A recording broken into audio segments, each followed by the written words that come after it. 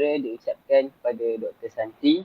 Dalam video ini kami akan membahaskan tugasan 2 JISC 1082 berkenaan tindakan negara dalam mempertahankan kedaulatan dan menangani konflik persempadanan dan tuntutan yang bertindak. Kumpulan kami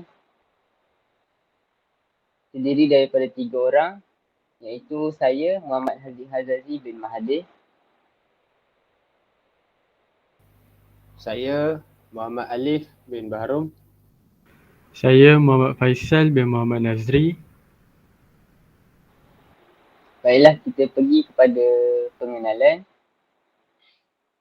Kedaulatan merupakan kekuasaan tertinggi dan kewibawaan sesebuah negara yang bebas serta mempunyai hak untuk melaksanakan pemerintahan dan pentadbiran negara.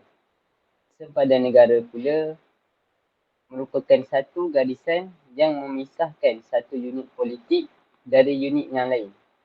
Garisan yang menentukan bidang kuasa sesebuah negara, mentadbir undang-undang, mengutik cukai dan melaksanakan fungsi kerajaan lain. Seterusnya adalah langkah-langkah untuk mempertahankan kedaulatan. Yang pertama, mewujudkan kestabilan politik dan kemakmuran negara, mengekalkan perpaduan kaum, memupuk sifat patriotisme dan mengukuhkan pertahanan negara.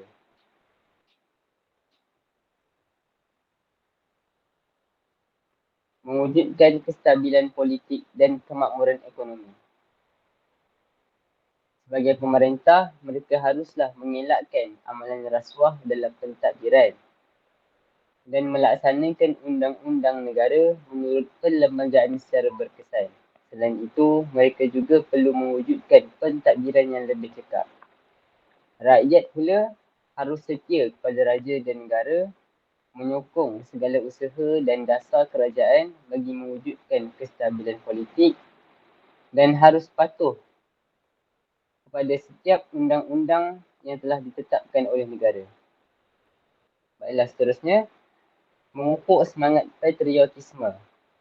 Patriotisme ialah perasaan cinta yang mendalam terhadap negara dengan sanggup mempertahankan sejarah, bahasa, undang-undang, warisan dan budaya.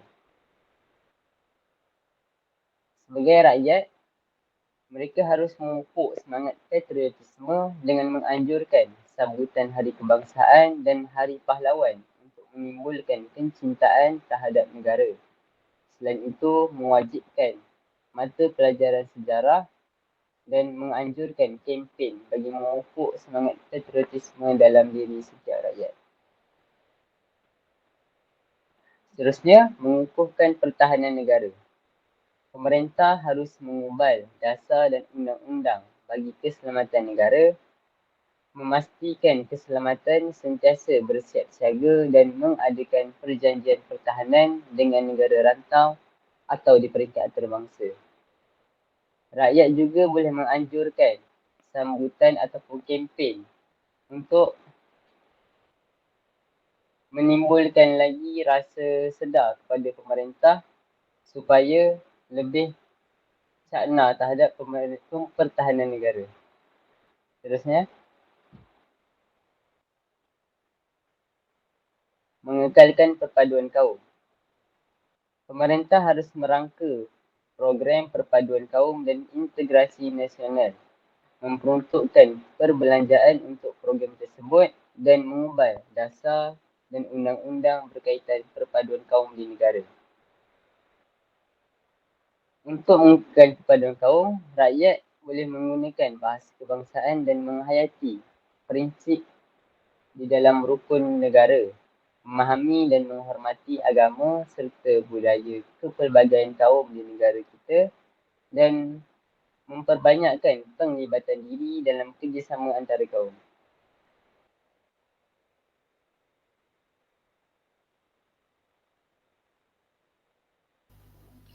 Seterusnya, saya akan menerangkan tentang menangani konflik persempadanan dan tuntutan bertindih. Garis sepadan yang membahagikan satu kawasan geografi dengan satu kawasan yang lain adalah lebih kompleks berbanding dengan apa-apa yang terlakar di dalam peta. Sempadan antarabangsa adalah garisan sempadan yang membahagikan sesebuah negara dengan sesebuah negara yang lain. Konflik persempadanan antarabangsa biasanya berlaku apabila dua atau lebih negara bersaing secara terbuka mengenai kawasan atau wilayah dengan mengatakan kawasan tersebut di bawah wilayah atau negaranya.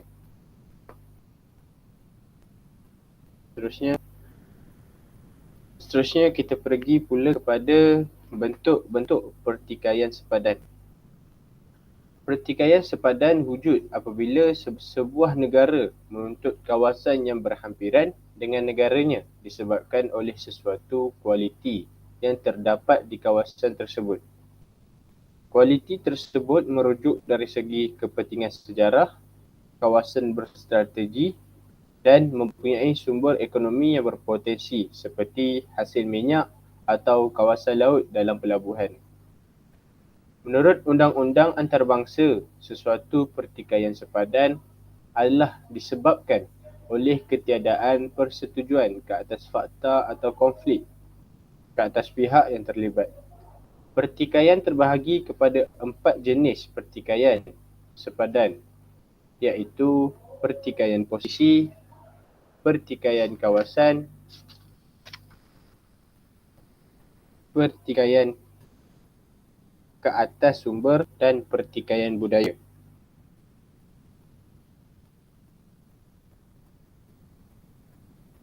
Kita masuk kepada pertikaian yang pertama. Pertikaian yang pertama ialah pertikaian posisi.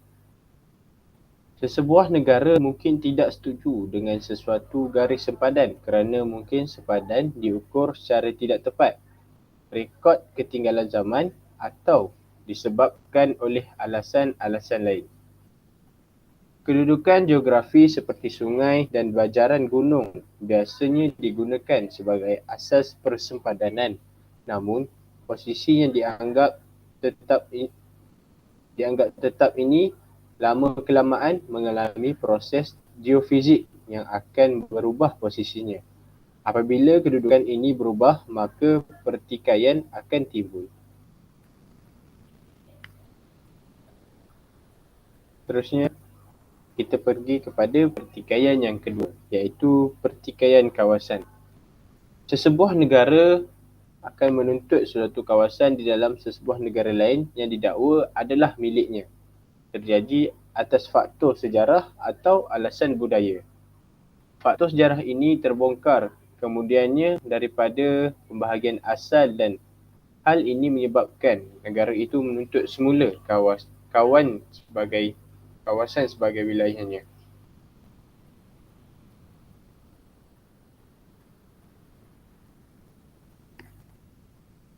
Seterusnya, pertikaian yang ketiga. Pertikaian ketiga ialah pertikaian ke atas sumber. Selaras dengan perkembangan populasi penduduk di dunia, keperluan kepada sumber asas seperti makanan, minuman serta minyak yang menjadi semakin kritikal untuk sebuah negara terus hidup.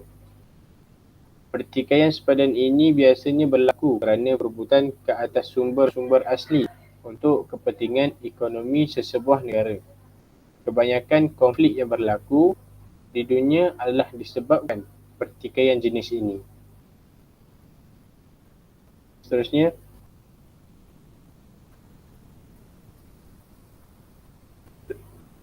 pertikaian budaya. Pertikaian budaya adalah pertikaian yang terakhir. Perbezaan budaya, anutan agama dan fahaman politik merupakan satu lagi punca kepada pertikaian sepadan. Perbezaan ini walaupun sukar untuk menentukan sepadan, namun kerap menjadi sumber kepada pertelingkahan yang melibatkan penduduk di sebuah negara.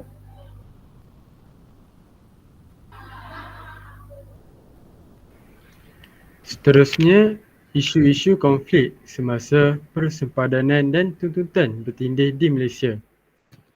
Isu ini melibatkan negara kita Malaysia dan negara-negara lain yang masih belum selesai.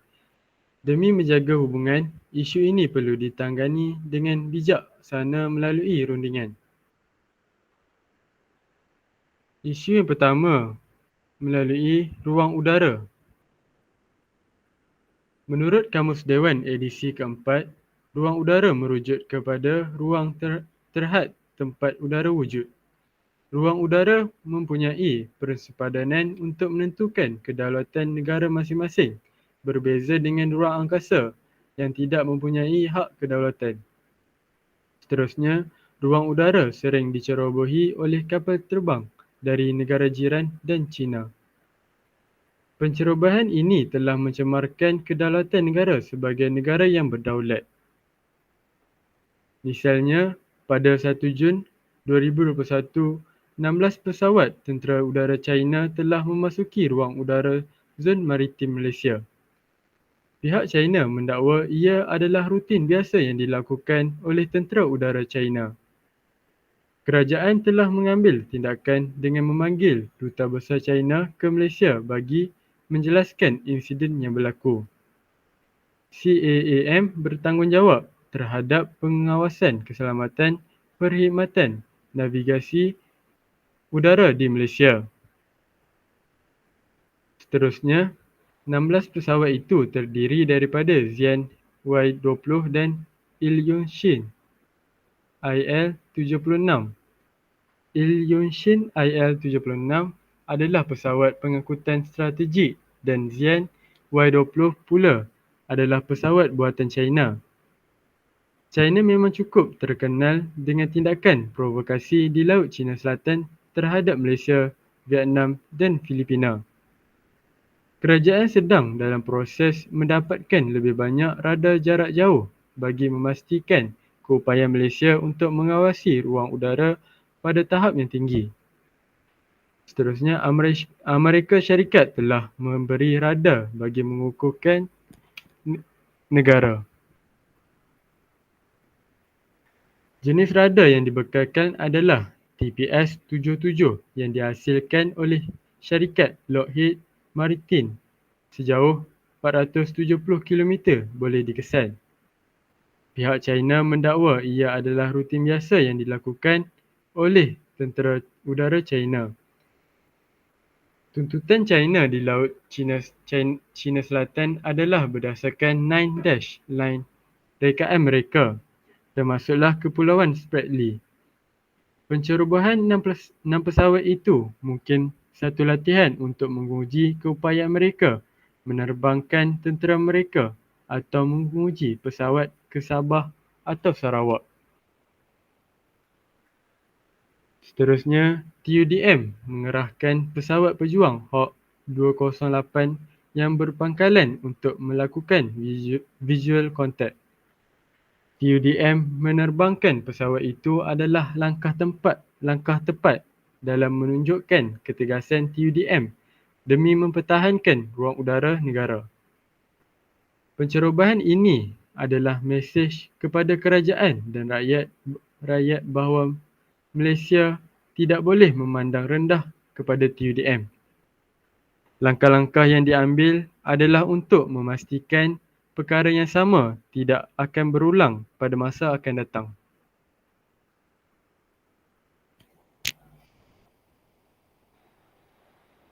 Baiklah, seterusnya kita pergi pula kepada bahagian laut. Kawasan perairan Malaysia meliputi perairan Selatan Melaka dan Laut Cina Selatan.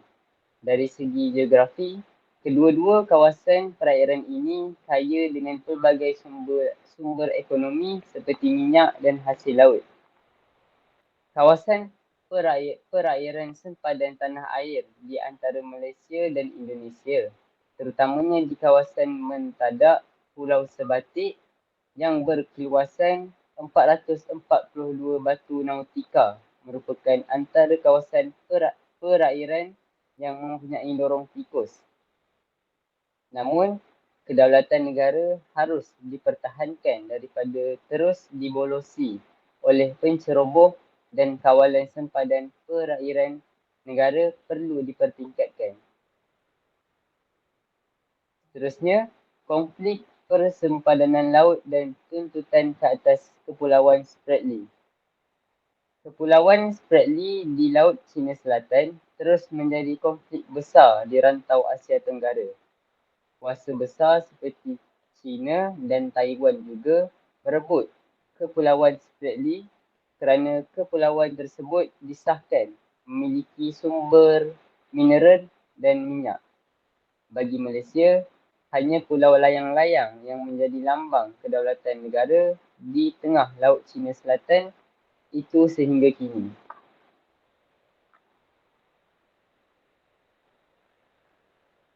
Seterusnya, Blok Ambalat. Ambalat merupakan sebuah blok laut yang terletak di Laut Sulawesi, iaitu lebih kurang 65 km dari barat ke arah timur dan 135 km dari selatan ke arah utara. Tuntutan yang bertindih ini juga berpunca daripada kepentingan ekonominya yang berpotensi untuk menghasilkan petroleum berjumlah sebanyak 764 juta tong dan 1.4 trilion kaki gas per kubik. Blok minyak ini mempunyai keistimewaan yang kuat jika dilihat dari perspektif ekonomi dan pendapatan negara. Oleh itu, Malaysia dan Indonesia tidak akan mengambil mudah dalam menuntut wilayah Ambalat ini bagi mengekalkan kedaulatan di wilayah masing-masing. Seterusnya, gugusan Kepulauan Natuna.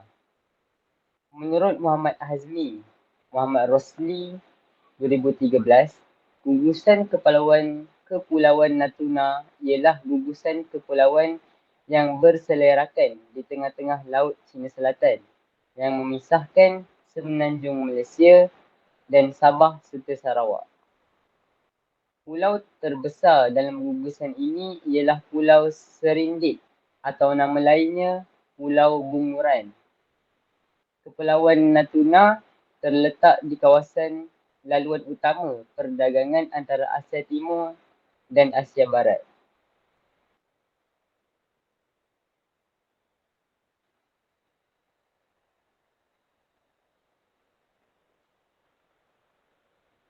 Seterusnya, tuntutan Pulau Batu Putih. Pertikaian hak kedaulatan Pulau Batu Putih menjadi perebutan antara Malaysia dengan Singapura sejak tahun 1979, iaitu ketika Malaysia menerbitkan peta rasmi yang baharu. Isu ini telah signifikasi sejarah wilayah maritim Malaysia yang telah menjalani tempoh perebutan selama 28 tahun. Malaysia menuntut Pulau Batu Putih ini atas faktor sejarah, tapi Singapura pula menuntut pulau ini atas faktor pulau ini berstatus tidak bertuan. Pada 6 Februari 2003, iaitu setelah 9 tahun, Malaysia dan Singapura telah menandatangani satu perjanjian khas untuk merujuk kes kepada ICJ, tapi kes ini telah berpihak kepada Singapura.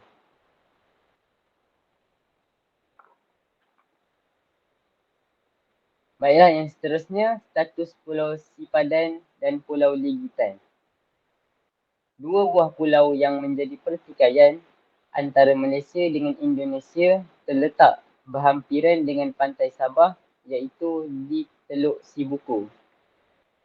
Keluasan Pulau Sipadan dianggarkan 7.86 ekar sahaja dan terletak lebih kurang 7 batu di selatan Pulau Mabul.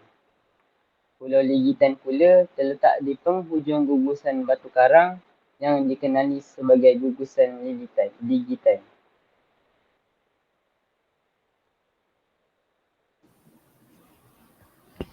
Seterusnya saya akan menerangkan berkenaan aspek darat.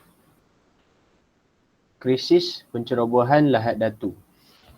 Pencerobohan merujuk kepada tindakan menceroboh masuk ke kawasan orang lain atau wilayah sesebuah negara tanpa kebenaran, bertujuan untuk mengganggu, mencabuli serta melanggar undang-undang dan kedaulatan sesebuah negara.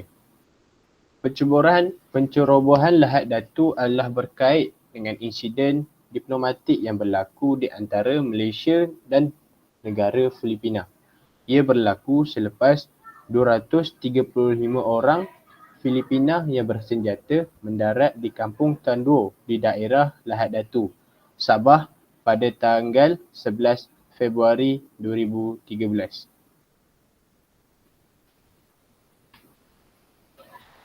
Krisis pencerobohan Lahad Datu. Kumpulan yang menceroboh kawasan itu menggelarkan diri mereka sebagai Angkatan Keselamatan Diraja Kesultanan Sulu dan Borneo Utara. Kumpulan ini dihantar oleh Jamalul Kiram III yang merupakan salah satu anggota yang menuntut takhta Kesultanan Sulu. Beliau menyatakan bahawa niat mereka adalah untuk menuntut kembali wilayah mereka di bahagian timur Sabah. Di dalam insiden ini, tentera Malaysia sudah mengepung Kampung Tandur yang merupakan tempat ataupun markas mereka.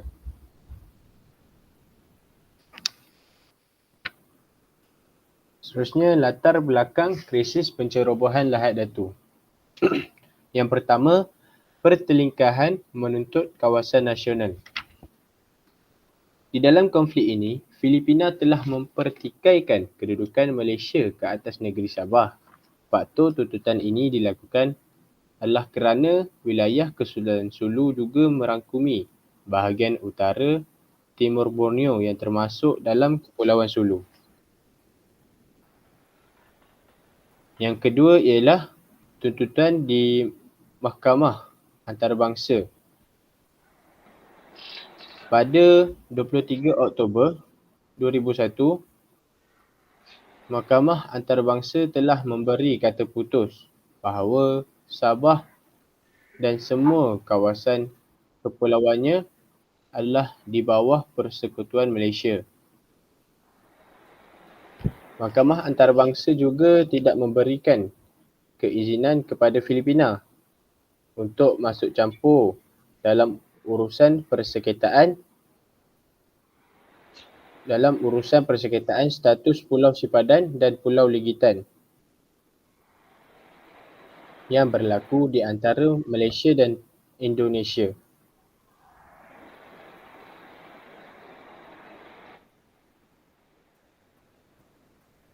Seterusnya, latar belakang krisis pencerobohan Lahad Datu yang ketiga. Tuntutan terhadap takhta Kesultanan Sulu. Jamalul Kiram III bukanlah satu-satunya individu yang mengaku sebagai Sultan Sulu. Terdapat banyak pihak yang membuat pengakuan sebagai Sultan Sulu. Seperti pada tahun 2011, Datuk Muhammad Akjan bin Datu Ali Muhammad telah dipilih oleh orang-orang Sulu untuk menjadi Sultan, dan terdapat juga beberapa orang yang lain telah menjadi Sultan Sulu. Yang keempat ialah pelibatan Sultan-Sultan Sulu dalam politik. Pelibatan dalam politik akan menyebabkan tuntutan kepada takhta oleh individu-individu tersebut akan terbatal. Tetapi boleh dikatakan kesemua penuntut takhta secara langsung telah terlibat dalam politik Filipina dan Malaysia.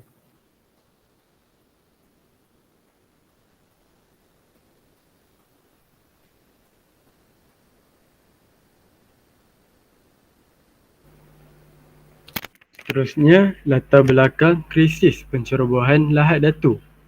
Yang pertama, sekatan. Polis Malaysia telah mengepung jalan utama di Lahad Datu. Polis Marin juga merondai di kawasan perairan. Seterusnya, agensi-agensi keselamatan telah menyekat kemasukan warga dari selatan Filipina. Yang kedua, motif kedatangan. Kehadiran mereka di Lahad Datu adalah untuk menuntut pengiktirafan dan hak untuk tinggal di Sabah selama-lamanya. Yang ketiga, pemberontakan Sulu tidak akan berganjak. Agbi Muddin Kiram mengatakan jika mereka ingin berunding, mereka perlu berunding terus dengan Sultan Sulu. Beliau juga berkata, mereka hanya akan berundur sekiranya diberi arahan oleh Sultan Sulu. Seterusnya, kronologi peristiwa dan situasi semasa. Yang pertama, pertempuran 1 Mac 2013. Seterusnya, serangan di Sempurna. Yang seterusnya, kehadiran lelaki bersenjata di Kunak dan berlakunya peningkatan anggota keselamatan bagi menjaga keselamatan di Pulau Lahad Datu. Seterusnya, penghantaran pesawat pejuang dan pengemboman. Dan yang seterusnya, reaksi Barisan Pembebasan Kebangsaan Moro MNLF. Dan seterusnya, tiada kaitan dengan Barisan Pembebasan Islam di Moro. Dan tangkapan berlaku di Lahad Datu. Dan seterusnya, kewujudan Eskom dan S-Zone. Seterusnya, implikasi konflik terhadap Malaysia. Yang pertama, tuntutan bertindih antara Malaysia, Vietnam dan konsep pembangunan bersama. Yang kedua, menggugat keselamatan dan kedaulatan negara. Yang ketiga, ketegangan sepadan maritim. Yang keempat, campurantangan kuasa asing. Yang kelima, konflik persenjataan. Dan yang terakhir, diplomasi.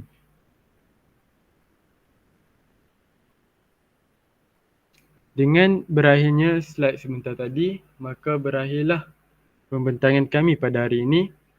Kesimpulan yang dapat saya berikan ialah tindakan negara dalam mempertahankan kedaulatan dan menangani konflik persempadanan dan tuntutan bertindih amatlah perlu ditegakkan agar keamanan negara dapat dijaga dari masa ke semasa demi menjaga keharmonian rakyat di negara kita. Sekian, itu sahaja daripada kami. Terima kasih.